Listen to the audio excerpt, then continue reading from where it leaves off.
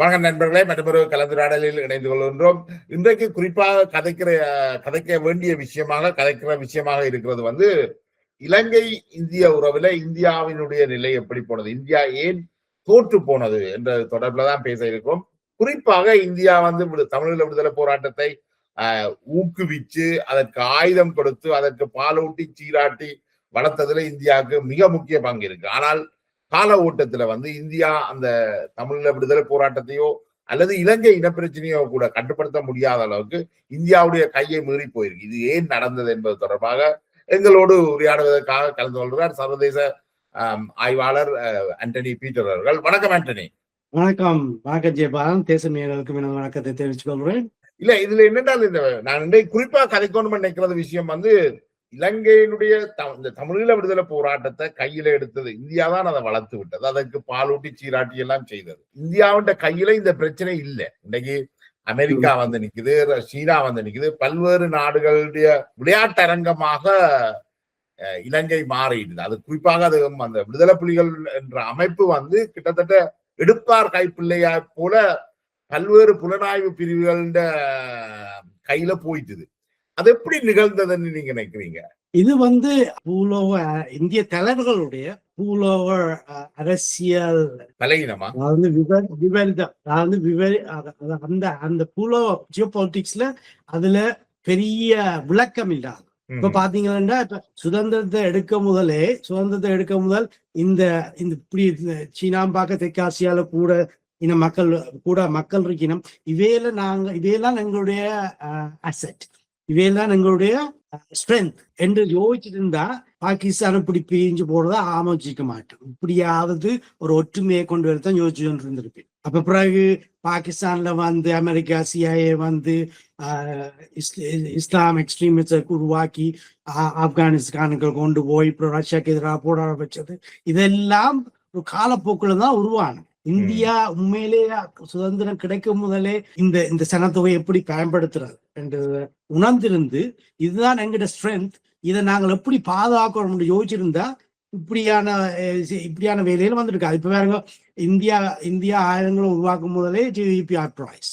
அப்ப சனத்தொகைய இந்த தெற்காசிய சனத்தொகைய எப்படி பயன்படுத்தி மக்களையும் தெற்காசிய முன்னேற்ற என்ற ஒரு அடிப்படை சிந்தனை இந்தியாவுக்கு இருக்கே. அப்ப பாருங்க, இலங்கையை எடுத்து பாருங்க, ஆப்கானிஸ்தான் பாகிஸ்தான்ல பாருங்க இவ்வளவு இளைய சமுதாயம் இந்த முஸ்லிம் எக்ஸ்ட்ரீமிஸ்ட் போய் அழிஞ்சு போய்க்கொண்டு எல்லாமே இந்த தெற்காசிய நாடுகளுக்குள்ள வருது. அது உண்மையிலே ஆப்கானிஸ்தான் எடுத்தான பாகிஸ்தானோ பங்களாதேஷோ நேபாளோ இந்த இலங்கையோ இந்த தெற்காசிய நாடு, இந்தியா தன் ரோலை சரியான முறையில பிளே பண்ணல. அதுல இந்தியா முன்னேறுமா இருந்தா மற்ற நாடுகளையும் முன்னேற்றி இருக்கலாம்.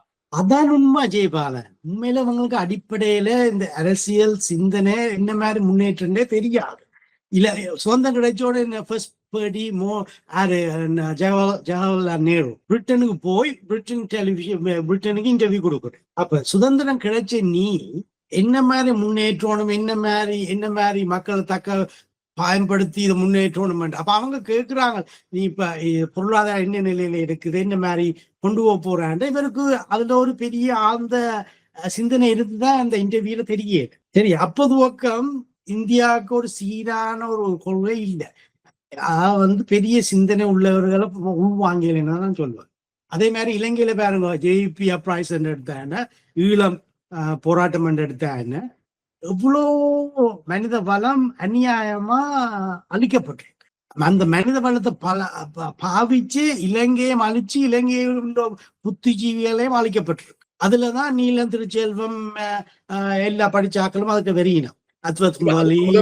இந்தியா சுதந்திரம் அடையக்குள்ள கூட பிரித்தானிய மாஸ்டர்களுடைய அந்த DNA கால அவர்கள் ஒரு ஸ்லேவ் DNA தான் வந்திருக்கணுமே ஒழிய இந்த ஜவஹர்லால் நேருவாக்கள் இந்த வெஸ்டர்ன் ஹெஜ்மோனிய அவர்கள் எதிர்க்கல. உண்மையா எதிர்க்கல. இன்றைக்கு காங்கிரஸ் பார்ட்டியை யார் கிரியேட் பண்ணது? பிரிட்டன் தான் கிரியேட் பண்ண காங்கிரஸ் பார்ட்டி. ஜவஹர்லால் நேரு ஆட்சி செய்த கட்சி யாரால் உருவாக்கப்பட்டது? மேற்குல தான் அது உருவாக்க. பேட்ரியோட்டிசம் என்றதும் ஒரு லிமிட்டட் தான். அவன் ஒரு வெஸ்டுக்கு எதிராக போகக்கூடிய அந்த சிந்தனுடைய ஆக்கள் இல்லை. அவை இன்னும் செய்ததெல்லாம் தாங்கள் பதவிக்கு வர மாதிரி தான் இருக்குது. எனக்கு மற்றது செய்ததெல்லாம் வெஸ்ட் எனக்கு ஒரு என்ன prime செய்யுது, அந்த minister டிவைட் அண்ட் ரூல் பாலிசியைத்தான் இவர்கள் பாகிஸ்தானை பிரிச்சதா இருந்தாலும் சரி, இலங்கையில செய்த தலையீடும் சரி, மாலதீவுல செய்த தலையீடு எல்லாமே வந்து ஒரு டிவைட் அண்ட் ரூலுக்குள்ளதான் இவன் வெஸ்ட் அதே பாலிசியை அதே தான் நாங்க pattern, பார்த்திருக்கணும். அதே பேட்டர்ன் ஜெயபால் டெமோக்ரஸி என்று துவங்கி அவையில ஃபாலோ பண்றது, அவையில டிவைட் காங்கிரஸ் ஸ்ட்ராட்டஜி இதுதான் அவையில் செய்து கொண்டிருக்கீங்க. இந்தியாவுக்கு என்ற ஒரு சுய சிந்தனை இல்லை, அல்லது இலங்கையின் இவ்வளவு பின்னோக்கி போயிருக்க இலங்கையில வந்து இவர்கள் இந்த பிரச்சனைய இலங்கையை கையாளுறதுக்கு வந்து என்ன சொல்ல ஆயுத போராட்டம் கொண்டு அங்க உருவாக்கி இருக்கணும்னு நினைக்கிறீங்களா இந்தியா? இல்லையே ஜெயபால், இவைகளுக்கு என்ற ஒரு திட்டம் இருந்திருந்தா சுதந்திரம் கிடைக்க முதலே இந்த ஒவ்வொரு தெற்காசியானும் என்ன வகையில பயன்படுத்த வேணும், அவருடைய உழைப்பு எந்த வகையில அவருடைய நாட்டையும் மக்களையும் தெற்காசியை மேம்படுத்த வேண்டும் என்ற ஒரு சிந்தனை இருந்திருந்தா ஒரு ஒரு ஆயுத போராட்டத்தை உருவாக்கி அவங்களையும் மக்களையும் அழிக்கிறதோ எந்த ஒரு தலைவரும் விரும்ப மாட்டான். சிஐஏ எப்படி மற்ற நாடுகளை செய்தோ அதைத்தான் இந்தியாவும் பின்பற்ற பார்த்திருக்கேன். அவைகளுக்கு வேறொரு சிந்தனை இல்லை. பிரிட்டன் உருவாக்கின காங்கிரஸ் பார்ட்டியை உருவாங்கிட்டோம், அதே அரசியல் அமைப்பை உருவாங்கிட்டோம். அதுக்கப்புறம் என்ன செய்யணும், தொடர்ந்து அதுதானே செய்யணும் அவங்க செய்யறது. இவர்களுக்கு ஒரு பேசாத சிந்தனை இல்லைத்தானே. அப்ப என்ன செய்யறது, எல்லாத்தையும் எல்லாம் அரசியல் சிஸ்டம் அரசியல் சிந்தனைகள் எல்லாம் அப்படி இருக்கேக்க அவன் செய்யறதுதான் இவங்க செய்வீங்க. பெருசா புதுசா சிந்திக்கிறதுக்குரிய ஆக்களும் இல்ல, சிந்திக்க போறதும் இல்ல. எக்ஸாக்ட்லி பாத்தீங்கன்னா மார்ட்டின் லூதர் கிங் ஜூனியரோட speech I have a dream. அப்ப ஒரு ஜேர்னலிஸ்ட் வந்து கேட்கிறார் civil rights movements, you said one of the best day for the day today. Why do you say it's the best day? Because of the speech of Martin Luther King Jr. I have a dream. You know, on the civil rights movement leaders all right, best day today because nobody died. Or and the best day and அவர் எனக்கு ஒரு கனவு இருக்கு என்ற பேச்சில் ஸ்பீச்சில் இன்றைக்கு ஒருத்தர் இந்த நிகழ்வுல சாகையில. அப்படியோ இந்திரா காந்தி சிந்திச்சிருக்க கூடாதா? அப்படி எங்கட தலைவர்களும் சிந்திக்கல. 2 லட்சம் பேர் கடந்த அந்த 30 வருஷ போராட்டத்துல 40 வருஷ போராட்டத்துல செத்துருக்கணும். இப்ப இந்தியா ஓகே, தமிழ் இயக்கங்களை இந்தியா உருவாக்கிச்சு, ஆயுதம் கொடுத்து வளர்த்து விட்டது. என்னத்தை அச்சீவ் பண்ண போறோம்னு நினைச்சினோம், என்னத்தை அச்சீவ் பண்ணிச்சினோம், ஏன் அதை தங்களை கையை மீறி போகப்பட்டுச்சினோம்? அது பெருசா சிந்திக்கிறது இல்லை, நீண்ட தூர சிந்தனை இல்லை.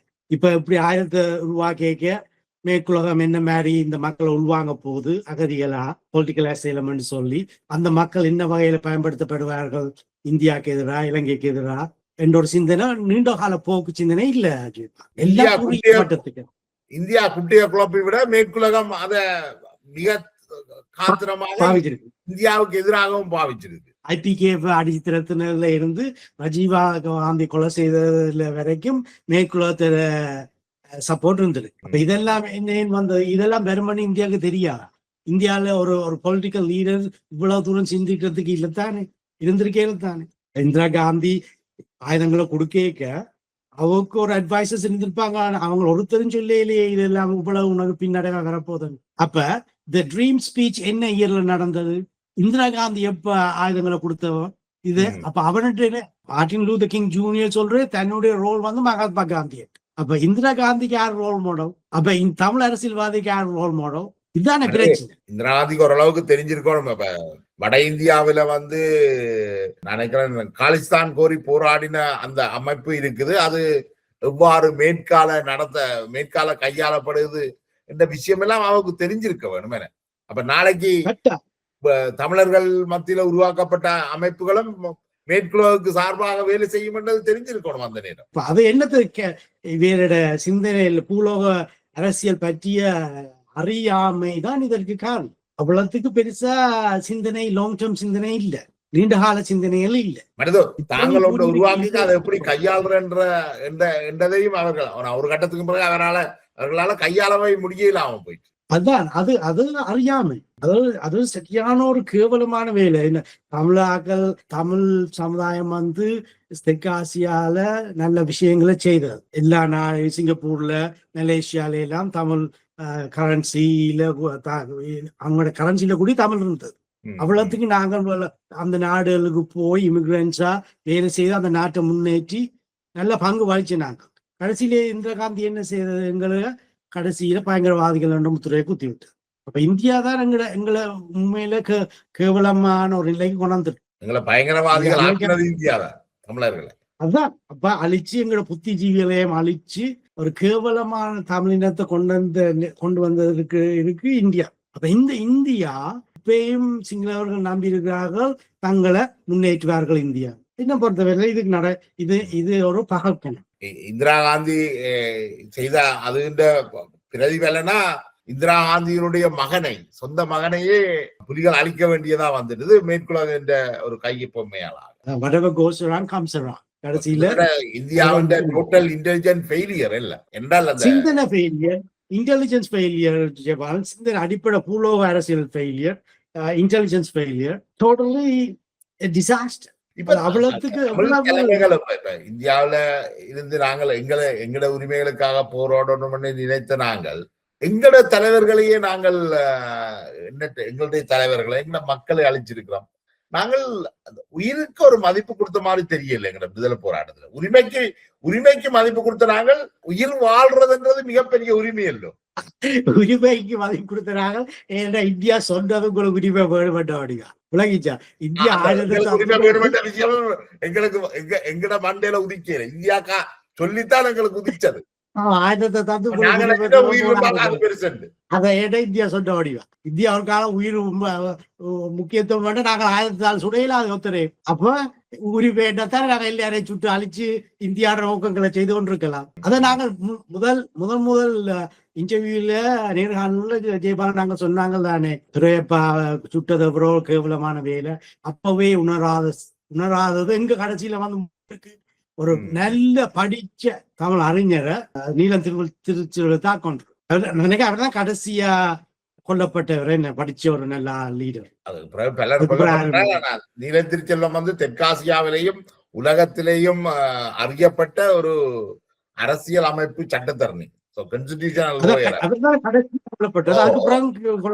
நினைக்கிறேன் கதிர்காமரும் அதுக்கு பிறகுதான் கதிர்காமர் கொல்லப்படுறாரு நினைக்கிறேன். கதிர்காமரும் உலகத்தால மிகவும் மதிக்கப்பட்டவர். அவர்கள எங்களுக்கு எதிரி நண்பன் என்றது வேற, அவர்கள் எவ்வாறு சர்வதேச உலகத்துல பார்க்கப்பட்டார்கள் என்றது இருக்குதான். ஏன்னா நீலம் திருச்செல்வத்தை நாங்கள் இன்றைக்கும் துரோகி என்று கொண்டாடுறதுக்கு ஒரு கூட்டம் இருக்கு. தமிழருக்குரிய சாபம் சொல்ற ஜெயபாலன். இதுகளை நாங்கள் விடுதலை புலிகள்ல சேர்ந்தாக்கள் கேட்கிற ஒரு விஷயம் வந்து முதல் மிதவாத தலைமைகள் தானே இருந்தது, அவர்கள் உங்களுக்கு என்ன தீர்வை பெற்று தந்தார்கள்? இப்ப விடுதலை புலிகள் இறந்து 12-16 வருஷம் ஆச்சுது, ஏன் நீங்கள் ஒரு தடவை தீர்வு எடுக்கல?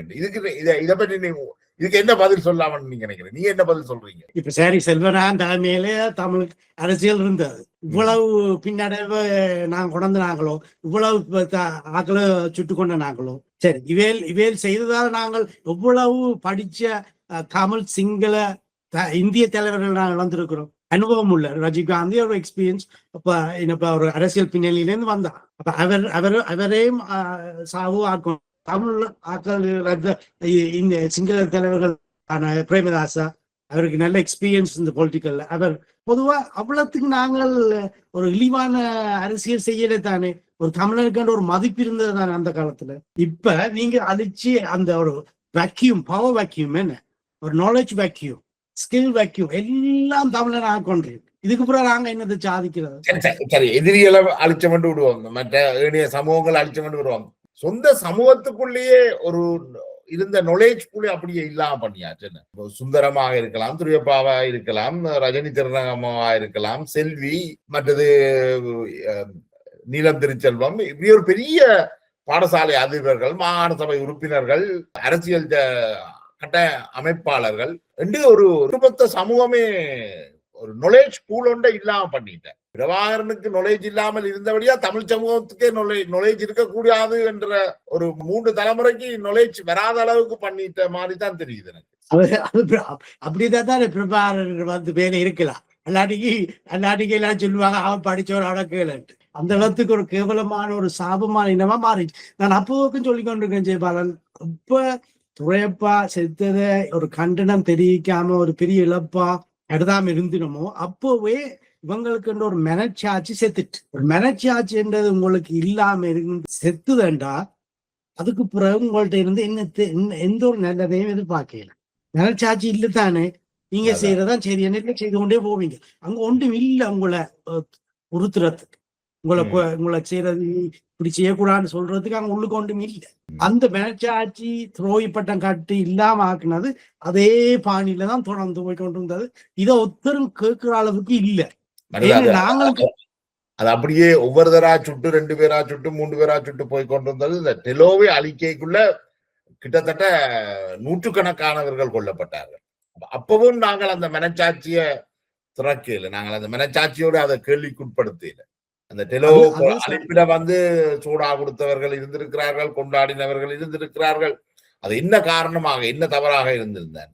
நீங்க சொன்ன மாதிரி மனச்சாட்சியை இழந்துட்டுது தமிழ் சமூகம். அதான் பிரச்சனை, அதான் அடிப்படை பிரச்சனை. இது எங்கள் தரவிலேயே சொல்றது கூடி இப்ப எத்தனை வருஷத்துக்கு ஜெயபாலன் எனக்கு ஒரு சந்தர்ப்பம் கிடைச்சிருக்கு தேசம் இன்டர்வியூக்கு இப்ப என்னுடைய அனுபவங்களை ஷேர் பண்றதுக்கு, பகிர்றதுக்கு. ஆனா இது ஒரு 10 இப்ப புலிகள் இருக்கேக்க அது ஒரு சாத்தியக்கூறாவே நான் பார்க்கல தாங்க, நினைச்சு பார்க்க முடியாது.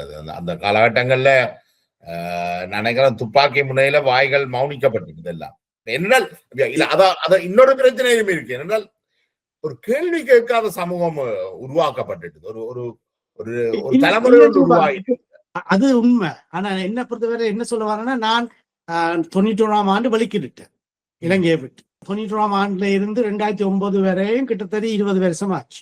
இப்ப இந்த 20 வருஷத்துக்கு வெளிநாட்டுல கூடி என்னால ஒரு என்னுடைய நான் என்ன சிந்திக்கிறேன், இது இந்த மனச்சாட்சி உள்ளாக்கள் தொடர்ந்து தங்களையே கேள்வி கேட்கணும் என்ற ஒரு சொல்லுக்கு என்னால ஒரு இன்டர்வியூ கொடுக்கல நிலைமையில தான் இருந்திருக்கிறேன். அந்த அளவுக்கு அவ்வளவு tight western systematic control propaganda. அதாவது வந்து இங்க உள்ள ஆஸ்திரேலியால உள்ளவங்களோ, கனடால உள்ளவங்களோ, அமெரிக்கால உள்ளவங்களோ மேற்குலகத்தோட காய்ப்பாங்க. யாருக்கு கொஞ்சம் நாலேஜ் இருக்கு, யாருக்கு அரசியல் பின்னணி இருக்கு, அவையில உள்ள ஒரு மீட்டிங் ஜெயபாலன் 20 வருஷம் ஆஸ்திரேலியால எல்ஜி முடியும் வேற 2009 வரையும் இருந்து இருக்கிறேன். ஒற்றுவன் கூடிய இன்டர்வியூ ஒரு மீட்டிங் இன்வைட் பண்ணேன். இது வரைக்கும் சமுதாயத்துக்கு தெரியும், அப்பா என்னுடைய தந்தை சிறுபான்மை செயலாளர், இவைகளுக்கு ஒரு அரசியல் பின்னணி இருக்கு எல்லாம். ஆனா வெள்ளக்காரன் முடிசூடனோட தாங்களுக்கு தான் எல்லாம் தெரியும் என்று எங்களை நல்லா தான். அதாவது இந்த மேற்குலக அரசியல், மேற்குலக இன்டெலிஜென்ஸும் இவர்களை சரியாகத்தான் கையாண்டிருக்கு தங்களோட தேவைகளுக்கு. எப்படி ரோஸ் எதிர்ச்சோ அதே ஒரு பாணியில தான் மேற்குலக இன்டெலிஜென்ஸ் செய்திருக்கு. மேற்குலகத்தோட இன்டெலிஜென்ஸ் அப்ரூவல் இல்லாம இந்த ஒரு மீட்டிங்கு இன்வைட் பண்ணிக்க மாட்டேங்க. ஏன்னா நாங்கள் வந்து குழப்பி விட்டுருவோம் உண்மையை சொல்லி. அப்ப அரசியல் பின்னணி உள்ளாக படிச்சாக, அரசியல் பின்னணி உள்ளாக, பூலோக அரசியல் விளக்கம் உள்ளாக்கள் இதுக்கெல்லாம் பெறக்கூடாது. பிரபாகரனுடைய விடுதலை புலிகளும் இறுதியில ஒரு சர்வதேச புலனாய்வு கட்டமைப்பின்றி ஒரு பொம்மையாக இருந்து தமிழ் மக்களை அழிச்சிட்டு அது முடிஞ்சு போச்சு. பிரபாகரன் வந்து உண்மையிலே ஒரு சுரு அதிர்ஷ்டசாலி. என்னென்றா புலம்பெயர் தலைவர்களால பிள்ளையாவல் நடத்தப்பட்டது. ராஜீவ்காந்தி கொலை செய்யறேன்டான, 2003 பீஸ்டாக் உடைக்கிறேன் என்னென்றான மேற்குலகத்திட பின்னணியிலே மேற்குலகத்திட கைப்பாவதை நம்பி தானும் இழந்து இந்த குடும்பத்தை இழந்த ஒரு ஆளாத்தான் பிரபாகரன் கடைசியில வந்தது. பரிதாபத்துக்குரிய நிகழ்வு. ஆனா அதை நல்லா உணர்ந்துனா நான் மேற்குலகத்தில் உள்ள தலைவரோட ஒரு டிஸ்டன்ஸ் தான் வச்சிருப்பேன். இது வரைக்கும் அவையில நான் பெருசா கணக்கு எடுக்கிறதும் இல்லை, அவையோட நான் ஃப்ரெண்ட்ஷிப் வச்சுக்கொள்றதும் இல்லை. நீ மேற்குலத்தை கப்பாரு, நான் இந்த நாலேஜ என்னால என்ற அளவு நான் மற்ற வாழ்ந்து விடுறேன். அதை விட என்னால பேர் ஒன்றும் செய்யலாம். நான் நினைக்கிறேன் ஒரு நல்ல ஒரு கலந்துரையாடல். மீண்டும் அடுத்த நேர்காணல்ல சந்திக்கும் வரை நன்றி ஆண்டனி. உங்களுடைய நேரத்தை ஒதுக்கி நம்மோட வந்து இந்த கருத்துக்களை பகிர்ந்து கொண்டமைக்கு மிக வெளிப்படையா தேங்க்யூ. நன்றி. சந்தர்ப்பத்துக்கு நன்றி. வணக்கம்.